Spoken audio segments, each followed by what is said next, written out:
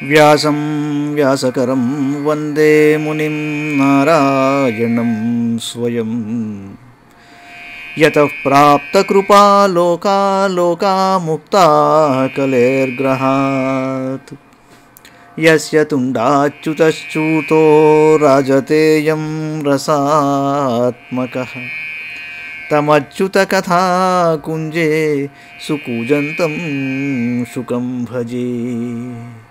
శ్రీధరం శ్రీధరం వందే శ్రీధరైకపరాయణం. శ్రీధరం శ్రీధరం వందే శ్రీధరైకపరాయణం. యస్యైవ శ్రీప్రసాదేన శ్రీధరేయం కృతిః కృతా. రాధాభక్తిర్హరిర్జ్ఞానం తాభ్యాం yeah చ సమన్వితా తాం శ్రీభాగవతీం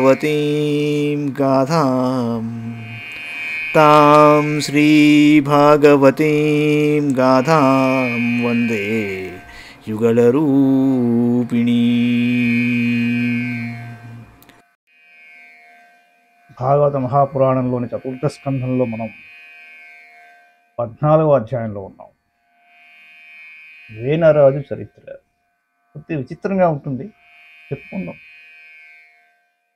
మైత్రేయ ఉవాచ. భృగ్వాదయస్తే మునయో లోకానాం క్షేమదర్శినః గోప్తర్యసతి వైనృణాం పశ్యంత పశుసామ్యతాం వీరమాతరమాహూయ సునీతాం బ్రహ్మవాదినః ప్రకృత్య సమ్మతం వేనమభ్యషించన్ పతిం భువః. శ్రుత్వానుపాసనగతం వేనమత్యుగ్రశాసనం నిలిల్యుర్దస్య వత్సద్యః సర్పత్రస్తాయివాఖవః. స ఆరూఢరుపస్థాన ఉన్నతోష్టవిభూతిభిః అవమేనే మహాభాగాన్ స్తబ్ధः సంభావితస్వతః. ఏవం మదాంధ ఉత్సిక్తో నిరంకుశైవద్విపః పర్యటన్ రథమాస్థాయ కంపయన్నివరోదసి. మైత్రేయుడున్నాడు, విదురా, సమర్థుడుకు అంగరాజు వనములకు వెళ్ళిపోవటం వల్ల రాజ్యమునకు సరియగు పాలకులు లేక ప్రజలు విచ్చలవిడిగా తిరగడం మొదలుపెట్టారు. వెంటనే అరాజకత్వం అంటే రాజుగారు లేని చోట ఎలా ఉంటుందో ఆ పరిస్థితులు ఏర్పడుతున్నాయి. అంచేత భృగువు మొదలగు మహర్షులు గమనించి వేణుని తల్లి అయిన సునీతతో సంప్రదించారు. ఆమె అభిప్రాయమునకు అనుగుణముగా వేణుని రాజుగా చేయాలనుకున్నారు. కానీ మంత్రులు అందులకు అంగీకరించలేదు. అయినా మహామునులు వేణుని రాజ్యమునకు పట్టాభిషిక్తుని గావించారు. సహజంగానే క్రూరాత్ముడైన వేణునకు రాజ్యాధికారం చేతికి వచ్చినదని విన్నంతనే ఇహ దోపిడి దొంగలు వీళ్ళందరికీ కొద్దిగా దడ పుట్టింది. అంతటి వారు సర్పమునకు భయపడిన ఎలుకోవలే ఎక్కడి వారు అక్కడ దాక్కున్నారు. రాజ్యసింహాసనమును అధిష్ఠించిన వేణునకు అష్టైశ్వర్యాలు ప్రాప్తించాయిట. అంతటా ఆ మూర్ఖుడు గర్వోన్మత్తుడు అయిపోయాడు, వివేకాన్ని కోల్పోయాడు, మహామేధావి అన్నట్టు ఊహించుకొనసాగాడు. ఫలితంగా అతడు మహాత్ములను సైతము అవమానించడం మొదలుపెట్టాడు. ఐశ్వర్య పదాంధుడైన అతడు కన్నుమిన్నుగా ఆయనకు ప్రవర్తించడం మొదలుపెట్టాడు. అడ్డు అదుపు లేని అతడు అంకుశ భయము లేని మతపుటేనుగోలే రథము నెక్కి తిరుగుతూ భూమి ఆకాశమును దద్దరిల్ల చేయడం మొదలుపెట్టాడు. నష్టవ్యం నతాతవ్యం నహోతవ్యం ద్విజాః క్వచిత్ ఇతి న్యవారయద్ధర్మం భేరీ ఘోషేణ సర్వశః. వేనస్యావేక్ష్యమునయో దుర్వృత్తస్య విచేష్టితం విమృశ్య లోకవ్యసనం కృపయోచు స్మ క్షత్రిణః. అహో భయతః ప్రాప్తం లోకస్య వ్యసనం మహత్ దారుణ్యభయతో దీప్తే ఇవి తస్కరపాలయోః. అరాజక భయాదేశకృతో రాజా తదర్శనః తతోప్యాసీద్భయం త్వద్య కథం స్యాత్ దేహినాం. అహేరివ పయః పోషః పోషకస్యాప్యనర్థభృతు వేన ప్రకృత్యేవ ఖల. సునీధా గర్భసంభవః. బ్రాహ్మణులు ఎచ్చడం ఏ విధమైన యజ్ఞములను గాని దానములను గాని హోమములను గాని చేయరాదు. యజ్ఞములను గాని దానములు గాని చేయరాదు అని అతడు తన రాజ్యమునందు అంతటను దండోరా వహించట. ధర్మకార్యాలన్నింటినీ ఆపించేశాడు. అందులో ఋగ్వాదిములు దుష్టుడైన వేణుని యొక్క ఆగడములను గమనించారు. రాజ్యమునకు గడ్డు కాలం రానున్నదని తలచారు. దయాళువులైన ఆ మునులు ఒక చోట చేరి ఇట్లు ఆలోచించడం మొదలుపెట్టారు. కట్టెకు రెండు వైపులా మంటలు ఉన్నప్పుడు మధ్యగల చీమలు మొదలగు ప్రాణులు సంకటముల పాలు అవుతాయి.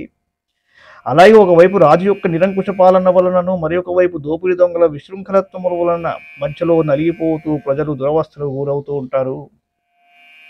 వాస్తవంగా ఈ వేణుడు రాజ్యాధికారమునకు అనర్హుడు. అయినను అరాజకము వలన ప్రమాదమును తొలగించుటకై ఇతనిని మనము రాజుగా చేశాము. కానీ ఇతని వలన కూడా ప్రజలకు భయం ఏర్పడినది. ఇంకా ప్రజలకు సుఖశాంతులు ఎలా లభిస్తాయి? సునీత కడుపున పుట్టిన ఈ వేణుడు సహజంగానే దుష్టుడు. పామునకు పాలు పోసి పెంచినచో అది పోషించిన వారినే కాటువేయునట్లు అది ఇతనిని రాజును చేసిన మనకే ఇతడు కష్టములను తెచ్చిపెడుతున్నాడు. ప్రజలను రక్షించుటకే మనం ఇతన్ని రాజుగా చేశాము. కానీ ఇతడు ఆ ప్రజలనే హింసింపబూనుకొన్నాడు. అయినను ఇతనికి ఒకసారి నచ్చజెప్పి చూడాలి. దానివలన ఇతని పాపకృత్యముల దోషము మనకు అంటకుండును. చాలా చాలా గూఢమైన విషయం ఉందండి.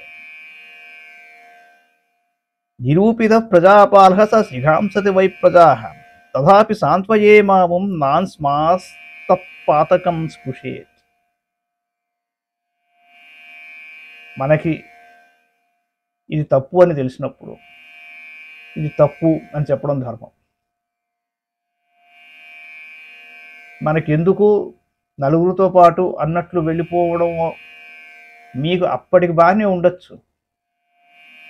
కానీ అక్కడ వాడు ఆచరిస్తున్న అధర్మం వలన ఎంతమంది ఇబ్బంది పాలు అవుతున్నారు అనేది మనం మర్చిపోతాం. ఎంచేత అంటే వాళ్ళు ఇబ్బంది పాలయ్యే ఆ పాపకృత్యంలోని భాగం మనకు అంటుతుంది. తెలిసి కూడా చెప్పటం లేదు అని. వచ్చేది ఏమిటంటే చెప్పడం ధర్మం. కనీసం ఇంకొకసారి ఆలోచించుకో, ఇది సరైన పని కాదేమో అనైనా చెప్పాలి, చాలా మెల్లగా మృదువుగా. ఎందుకు ఆ పని చేయలేకపోతున్నారు? చిన్నవాళ్ళ సంగతి వదిలేయండి, పెద్దల గురించి కూడా పెద్దగా చెప్పుకునే రోజులు కాదు. సమస్య అక్కడ వస్తుంది.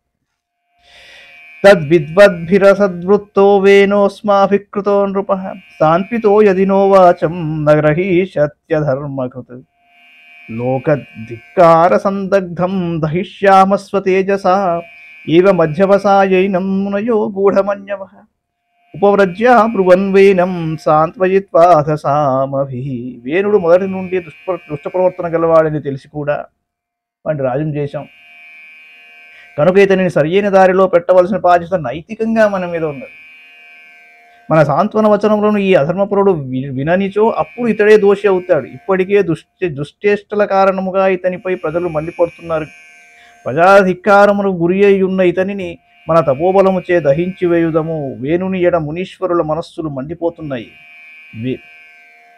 అయినను వారు తమ కోపావేశమును లోలోన అడుచుకుంటూ ఇలా నిశ్చయించుకొని వేణుని యుద్ధకు వెళ్ళి సాంత్వన వచనముల ద్వారా అతనితో ఇలా పలికారు. ఏమన్నారయ్యా అంటే, మునయౌచు నృపవర్య నిబోధై తద్యత్తే విజ్ఞాపయామ భో ఆయుశ్రీబలకీర్తీనాం తవ తాత వివర్ధనం ధర్మ ఆచరితః పుంసాం వాగ్మనఃకాయ బుద్ధిభిః లోకాన్ విశోకాన్ వితరత్యధానం చమసంగినాం సతేవా వినశేద్వీర ప్రజానాం క్షేమలక్షణః యస్మిన్ వినష్టే నృపతిరైశ్వర్యాదవరోహతి రాజన్న సాధ్వమాత్యేభ్యశ్చోరాదిభ్యః ప్రజానృపః రక్షన్ యథా బలిం గృహ్ణన్నిహ ప్రేత్య చ మోదతే. మునులన్నారు, నాయన మహారాజా, మేము వినవించుకొనుచున్న ఈ విషయమును శ్రద్ధగా ఆలోకింపబోయా.